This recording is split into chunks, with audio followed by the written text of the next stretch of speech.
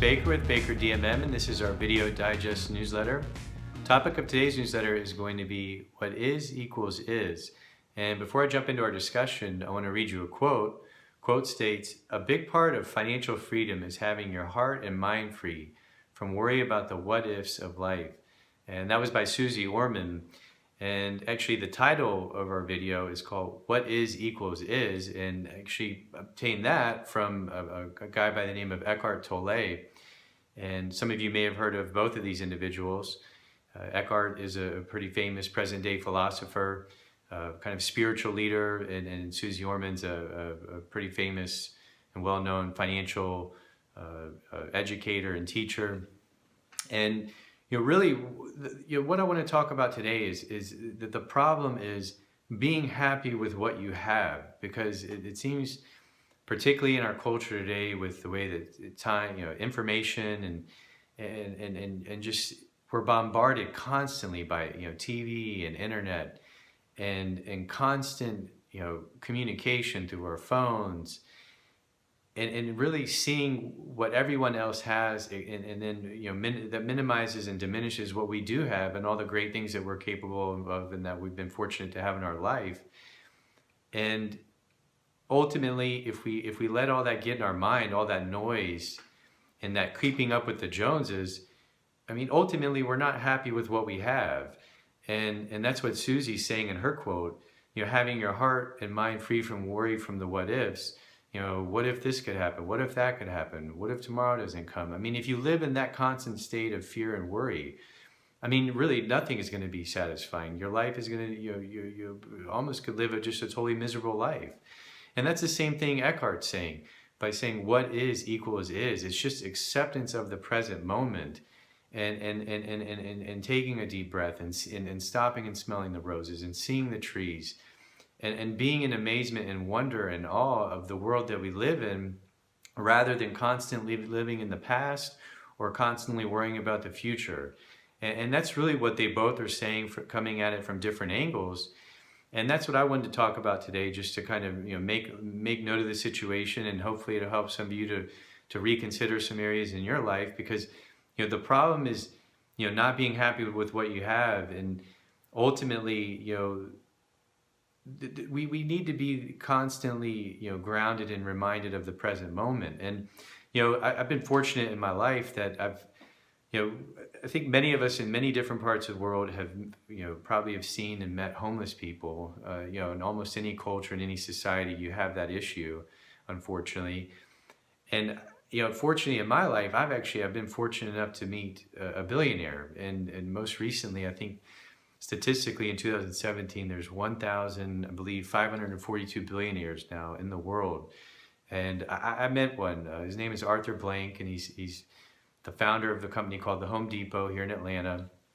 And really, when you think of a homeless person and a billionaire, those are the two opposite ends of the financial spectrum.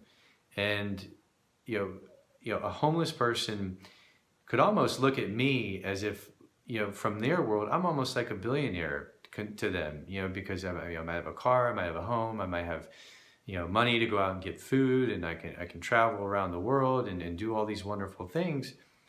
Just like I could look at Arthur Blank, I've done well in my life, and I've been very fortunate and blessed with my life, and was raised by a great family and great community, but I'm not a billionaire. And when you think of a billionaire and the amount of money that they have and their net worth, it's almost mind-boggling. It's almost hard to fully grasp how much money that is. And it could go either way. From the homeless person looking at me, from me looking to to Arthur Blank, or any other billionaire in the world. And just like the homeless person could maybe be miserable, they're not like me. Well, I could be miserable, I'm not like Arthur Blank. And I've actually told homeless people this. I said, look, give you $1 or buy you some food or water, but look, we're all in this together. Just like you're looking at me and wanting me to give you all my money, well, I could look at Arthur Blank and I could expect Arthur Blank to give me $1 million. He could afford it. If he wanted to, he could probably write me a check for $1 million and just say, oh yeah, go cash it today.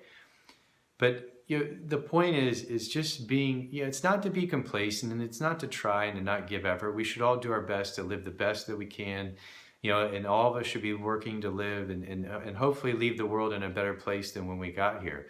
No matter what our role is, no matter what our purpose and our mission, it's different for all of us. We all have our own mission and purpose. But at the same time, to remain grounded and to say, well, what is equals is. And I'm not going to worry about all the what ifs. Recently, this past Thanksgiving, I went down to visit my father in Florida, and I was with my girlfriend. We went down and we stayed with my dad for a few days and just had a really nice time. And it was kind of weird. While I was down there, I was thinking, I was kind of like in a weird way fantasizing, like this is what it would be like, in a different way if I was a billionaire. Kind of thinking of it from the point of maybe someone that is very much less fortunate, maybe a homeless person or someone that doesn't have a car. The fact that we were able to drive, and the fact that we were able to, to go out and do activities and go out to dinner and go to the beach and, and travel around Florida and then travel back to Georgia. I mean, in a weird way, you're almost kind of seeing, well, this is what it might be like to be a billionaire, to have a private jet, to jump in a jet in New York and fly to somewhere in Sweden or somewhere in Russia or somewhere in Amsterdam, wherever that is in the world. You could almost kind of remove yourself and place yourself in different shoes and think what it would be like to eat in the finest restaurants of the world and just travel with the best of the best. And I mean, really, any of us could use our imagination and to try to be in the different shoes, whether you're going to the billionaire side or even to the homeless side. What would it be like to not have things, to not be as fortunate, to not be able to put food on the table, to not have a home, to not have a nice comfortable bed to lay my head. So for me, in going through these experiences and meeting both different aspects of the financial spectrum from an individual personal financial level, it's just eye-opening.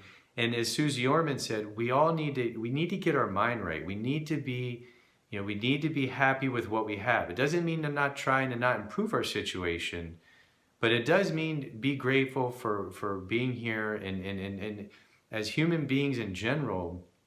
The great equalizer for anybody, whether you're homeless or whether you're a billionaire like an Arthur Blank or any of the other 1,500 billionaires, what's the great equalizer in life that no matter who you are that you're going to face? And that's death.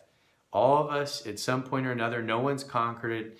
Anybody that's come before us, all the different thousands and millions of years before us, no one's conquered that.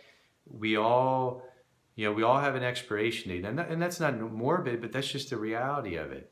We're much more deeper than just our physical shells and our outer shells, but no one is escaping death. And to my knowledge, and I guess everyone else's in the world, we can't take all the money with us. We leave that here, and no matter who we are, no matter how rich or how poor, that's the ultimate outcome for all of us, and that's the great equalizer of life. And keeping that in mind, hopefully that brings us peace and just allows us to be grateful for what we have, be happy with what we've got, and that'll ultimately allow you to make better financial decisions. Not being happy or constantly living in the past or in the future, it's going to make it much more difficult for you to make good, sound financial decisions and to live the most fulfilling and rewarding life that you can. So if you found this video interesting or helpful, please feel free to share it on your social media channels. Share it with your family or friends or really whoever you think might benefit from viewing the information. If you ever have a question that you'd like for me to answer directly in one of our newsletters, you can go to our website, www.bakerdmm.com, and scroll to the bottom and fill out the Contact Us form and write a few sentences on the topic that you'd like for us to discuss in one of our upcoming newsletters. And if you'd ever like to get my help directly and personally, you can go to our website, and at the top you'll find our phone number. You can give us a call, or you can click on the Request an Appointment button, fill out your information. Or if you want to book an immediate phone consulting session, scroll to the bottom and click on the PayPal button. And until then, I will talk to you all soon.